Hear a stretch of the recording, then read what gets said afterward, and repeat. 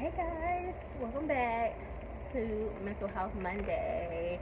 So first I want to say thank you for you guys who've been on this journey with me. If you haven't already, definitely watch the other two vlogs that should be going up before this one. I would say, yeah, it should. Thank you again for being with me. We have finally reached 1,000 plus subscribers. Check out the vlog before this one. It'll tell you exactly what I need help with right now. Yes, okay. But I am here today as a therapist. So I want to answer some questions. It's a Q&A session. I know that the field of mental health, behavioral health, addiction, it's kind of like, it can be a little taboo sometimes. It's like, I don't know what to ask, and are they allowed to even talk about that? And definitely one reason why I wrote my book, because I wanted people to know, I guess, because if you don't know someone personally who's a counselor, it's kind of like you don't know how to take the people that work in this field, like people like us or like me. Are they assessing me? Are they judging me? You just kind of like don't know what to think. So I like to destigmatize everything. So here I am. If you've been watching me, you know I have life issues just like everybody else. That's what makes me a good therapist. Okay? And my book definitely shows that, like, you do not have to come from a perfect background in order to be a counselor, a therapist, a psychotherapist, a psychologist, a doctor, like anything. If you've been through some stuff, you qualified, okay? That's all I'm going to tell you. So anyway, I got some questions like weeks ago, and I want to answer them. If I have not gotten to your question already, definitely leave it in the comment section below, and that way, because I'm catching up on questions and stuff that I haven't gotten to. So definitely submit those questions to me, and I'll get to them, I promise.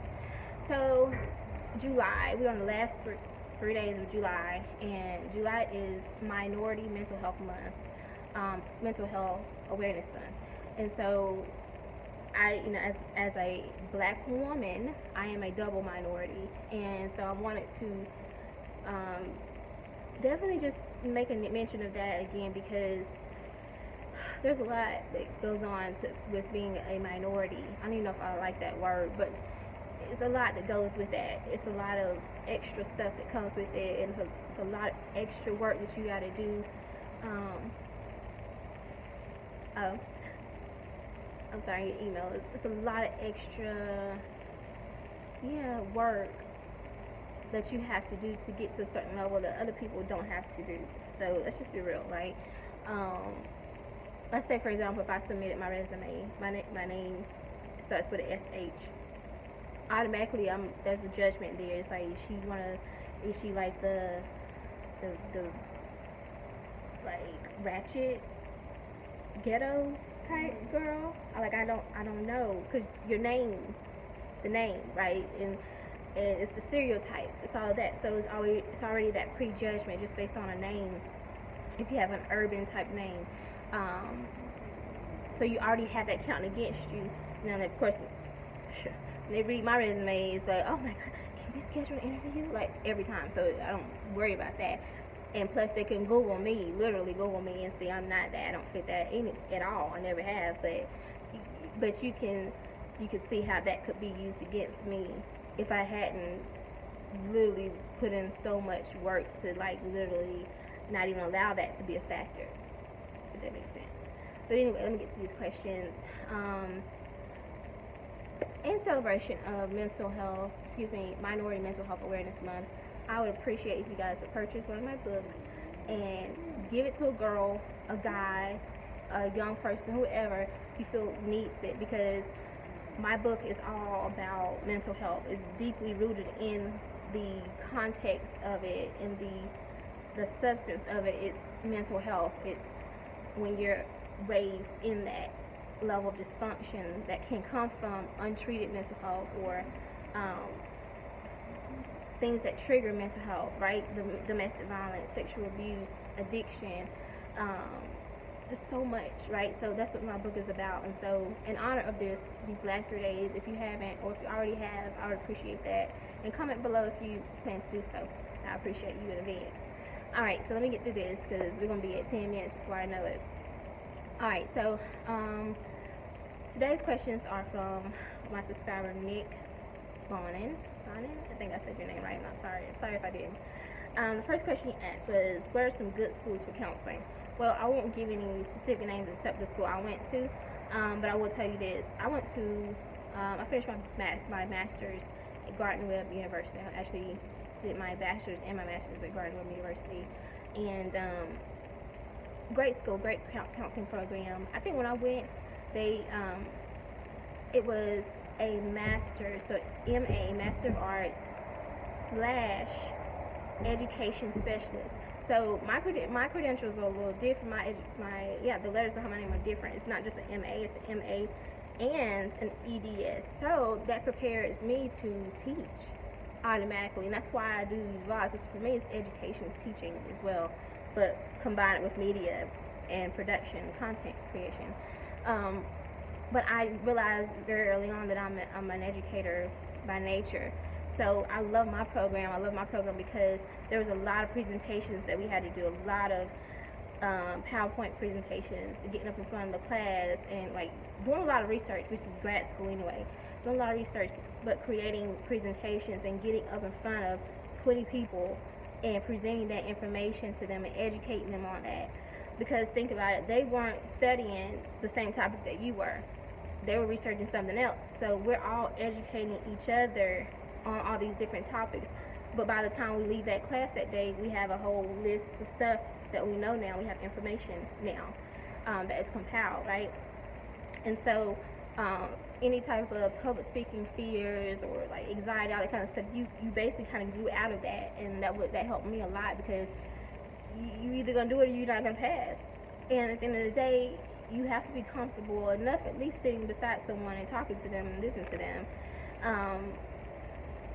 I realized, I was like, oh, how did I get nervous on live TV? But then I was like, well, yeah, you have cameras all in front of your face, like literally, you can't tell, but there's cameras like right there, like 3 or 4 cameras, and you're like broadcasted in front of millions of people, so that's why. But I can be in a room full of people and teaching them, and I don't feel nervous except for the first 5 minutes, and then it subsides. But I love Gardner Webb. It helped me tremendously. I went to different conferences, and it was just amazing. I will give another school. One more school I will mention is Liberty University, which is an online school. The only thing, and that's faith-based, and Gardner Webb is too. It's a private Christian university. But interestingly enough, when I went there, I had just learned about Islam, so they don't discriminate at all. Like, I was kind of like trying to figure out who I wanted to be and what I believed in. So it was times where I would like wear a head wrap, but by the time I graduated, I don't think I wasn't practicing that or anything. I was, y'all, like I'm telling you, it's been a long life. That's all I'm gonna say. But anyway, the one thing I will recommend if you're looking for a good counseling program is to make sure it is CACREP accredited. I said I was going to write down what that means, but I didn't. But just Google it. CACREP. It's acronyms. It's letters for acronyms, whatever. CACREP. It's basically like APA. It's the APA version. Or it's the APA of counseling. So APA is American Psychological Association or something like that. And that's for psychologists. So their programs need to be APA accredited, and then if you're going from a counseling program, master's program, and doctorate program too, it needs to be CACREP accredited. And the reason why I tell you that is because there's so many programs that's being created all the time. So this is kind of a way of confirming and validating for your jobs or if you want to go and teach, like anybody who looks at like credibility looks at it that way. It's just a way of them. It's like a stamp on it saying, "Oh yeah, okay, you good," because I know you had diagnostic classes. I know that you learned about the DSM-5 because CACREP requires that as a class, right? It's a way of, just like I said, it's putting a stamp on it saying, I know that you went through the minimum requirements to be trained as a counselor, if that makes sense. Because like I said, there's so many schools popping up that offer counselor classes, but if you're not K-Cup accredited, as far as I'm concerned,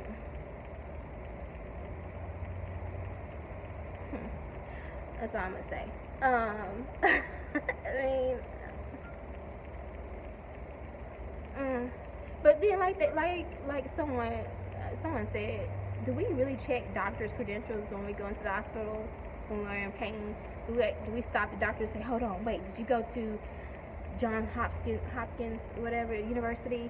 Like you never do. You just know that they're a doctor and you feel safe. You're like, okay, they can do it. But I think when it's counseling and stuff like that, they add extra. But I don't know. Like I don't want to even get into that. I'll talk about that in another blog maybe one day. But interesting. I would just say make sure you go to a K-Cup accredited program. That's all I'm gonna say. Just keep researching. Question number 2. What are the steps to get into a counseling program? Number 1, I always say go through and find a K-Cup accredited program. It's the first step, I would say, if you're just thinking about it right now. And then you can go to their website and they have a whole list and that you can research by state which school you're interested in. And then of course they have the online, all that. So just research K-Cup accredited programs. I would say already have a list of 2 to 3 good references, people that can speak to your character, that you would be a good counselor.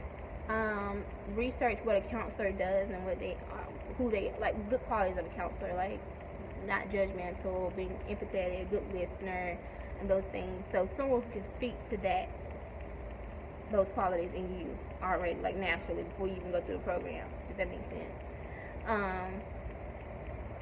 Make sure that you have a good enough GPA. I think some programs you might be able to get away with a 3.0. I'll try to have at least a 3.0. You want to get some experience under your belt, whether that's doing some internships while you're in your bachelor's program, or your social. Yeah, you're gonna have to go through you have to have a bachelor's, so I'm pretty sure. So while you're in your bachelor's program, start doing some internships. The hospital, mental health association, like the associations in your community, hospice, right? Like there's so many different programs, organizations that are like, they have some type of like social work or counseling type of component to it. I would internship there, or even volunteer. Like even if you can't get an internship, like a legitimate internship, volunteer there. And tell them that you're interested in becoming a counselor and you kind of want to try it out, and it's something that you feel like you're interested in. Especially if you're already in school, most of the programs, they're willing to help you because they see that that's what you want to do. Be ready to take the GRE, which I don't know what that means right now, and I will never look it up. Sorry, I'm like a little traumatized from it. I think I took that thing like twice, pretty sure. If you go somewhere like University of Charlotte, UNC Charlotte, I think I went there and I took a workshop. It's free, I think. It might have been like $10. But they do like a 2-hour class or something, and they'll teach you. They'll go over it like with you, and then I think there's some that'll break it down by which program you're trying to go into, whatever. But the GRE is it's basically like the SAT for graduate school, if that makes sense. You have to have that. It's like the LSAT, I think that's what they call it, for law school. So, but the GRE, and then there's another MAT. I took the MAT, that's what it is. I took the GRE once, and I took the MAT. Some programs require the GRE, and some require the MAT, and then some give you the option, like both. So I took the MAT was easier for me. I think I did a higher score in the MAT, and I think most counseling programs require the MAT. But double check that. It just depends on the program you're interested in. So like I said, research the programs first so you'll know exactly what you need to have. Okay?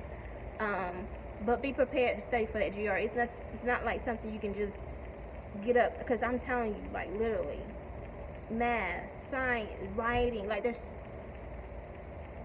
I dropped out of high school, so I didn't take the SAT. I'm just gonna tell you the truth. So when I had to do this, I'm like, hold up, like I wasn't even ready for this. I don't even know what I'm doing, but it made me question my whole existence. I'm like, how did I even get past algebra? Because I have no idea how to do this math. Like, I was so, oh my, it was horrible. But just be ready, okay? And there's study programs you can take, there's books you can purchase. You'll be okay, seriously. The last thing I would say is to brush up on your interview skills. So most, if not all, which I think all should, require an interview, actual interview. Like you get selected to come in and interview for the program. So you gotta meet with the dean, you gotta meet with some of the current students, and they just, it's an all-day thing where you're being interviewed. I would love to do that, actually. Just go back in, and interview the students that come through. I wouldn't be hard on them, but I'm a gatekeeper. I'm like, I don't think everybody should be a counselor. I mean, not everybody, because it just waters down the programs. Like, it just waters down the field. We just need a Panera Bread send an email. I'm just saying, I'm a gatekeeper. I'm like, there just needs to be something there, like to say, anyway.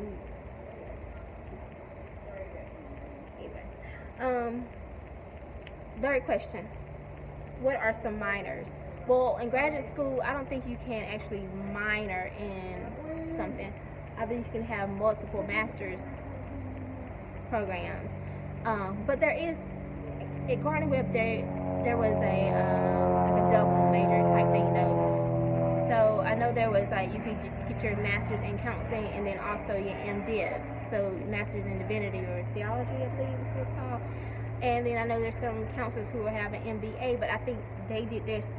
Those are two separate master's programs. So I don't think there's an actual, like, you can like double major in counseling and psychology or something. But like in psychology, you can be like a counseling psychologist with a focus on research or something like, I'm just making it up, but like, I think it's different with counseling. Now, I graduated in 2014, so it's okay. But yeah, there's different. Sorry, when somebody send you a text and you just kind of, you be like, oh my god. Yeah, I gotta see how I can shut that off while I'm vlogging. This is not okay. I did that in my other vlog too. Like, you know what? Anyway, but yeah, just research and see, because like I said, I know you can do a master's in counseling and like a master's in divinity, and then there's like Christian counseling and stuff. So they're just different. Just check the programs out and see what they offer. With me, I just kind of like pull from my associate's work and my bachelor's work. So since I didn't actually like double major in math or have two different masters, I'll just say, well, in undergrad I studied pre-psychology and business administration, and that's why I have a love for business and entrepreneurship, and that's definitely associated with my love, or tied in with my love for helping people in counseling. And so that's why I created a business that provides mental health or anxiety, anti-stress type products. You see, so it helps clarify to people why I'm an entrepreneur and I'm very much a business person. I have my own corporation, but also I'm a practicing therapist. Because some people like, wait, what? Because in some people's mind, once you become a counselor, you sit in the office all day and you just see people all day, and for me that was never going to work. I don't care if I'm doing that 40 hours a week, but then on the weekends I'm back to being an entrepreneur. That's just what's going to have to happen, because I can't, and I tried it just never works. I can't just shut that off. I'm just not created that way. So if there's something else that you love, find a way to tie it in to counseling where it makes sense for you. Don't worry about what other people think. Just make sure it makes sense for you. And you don't feel like you have to choose. You don't have to choose. You can do both. Trust me. You can. And there's something in that. That's why there's that pull that your clients might need. So, which you guys will find out very soon what I'm about to be doing. So excited about this. It's kind of scary, but it's the next thing for me, and it ties into counseling and therapy. But anyway, Nick going in. Sorry for the wait. I hope these answers your questions. If you have any more, let me know. Leave it a comment below. Make sure you subscribe to my channel. Make sure you purchase my book if you haven't already. I already appreciate the support in advance. Love you guys. I'll see you next time.